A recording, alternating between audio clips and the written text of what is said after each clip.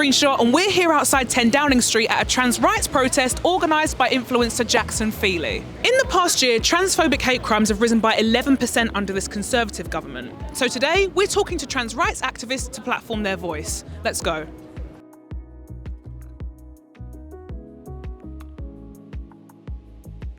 What are you protesting today?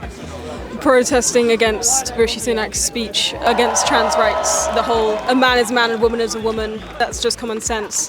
Which technically true, but only because trans men are men and trans women are women. And that is just common sense. Rishi Sunak being an asshole. For trans rights and for trans visibility. Right now, this country is stamping on trans people, which are the most marginalised, vulnerable people of our society. And everybody needs to come together to stand up for them because our government is doing nothing but trying to fucking trample on them. Following his comments made at the Conservative conference, if you could say anything to him directly, Rishi Sunak, what would you say? I feel like there's nothing that I can say. How dare you? There is absolutely no way that you have been sheltered enough to be oblivious to the harm that you have done by saying those words in such a blunt fashion.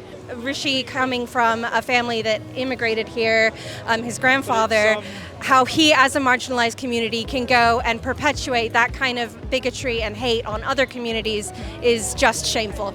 I think that regardless of what anyone actually thinks, it's important to recognise when such hurtful comments are constantly being made about a population that makes up less than 0.1% of our entire country, we really have to ask ourselves, what is this an attempt to distract us from? Don't think it's moral to run a campaign on beating other people down, especially marginalized communities. I think that it's important to remember that this is just another symptom of the UK's descent into fascism. You know, this happening, it's not because this is their opinions, it's because it aligns with their economic interests. It aligns with their hegemony in Parliament, it aligns with their power.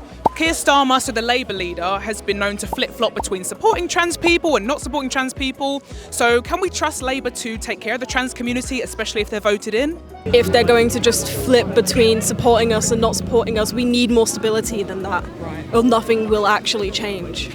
The most important things for anyone, and especially kids and then trans kids, is stability, of course.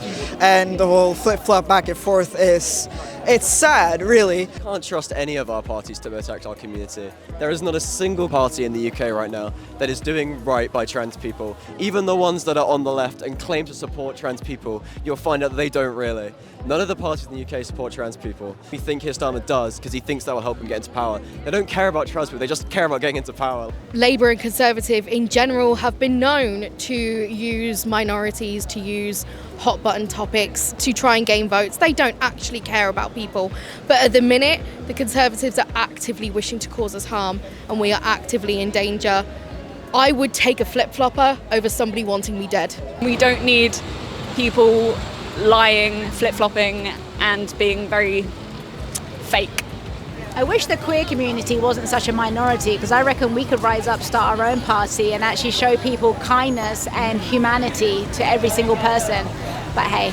We stand with the trans community and we'll continue to platform their voices because trans rights are human rights. Don't forget to like, comment and subscribe for more content that matters.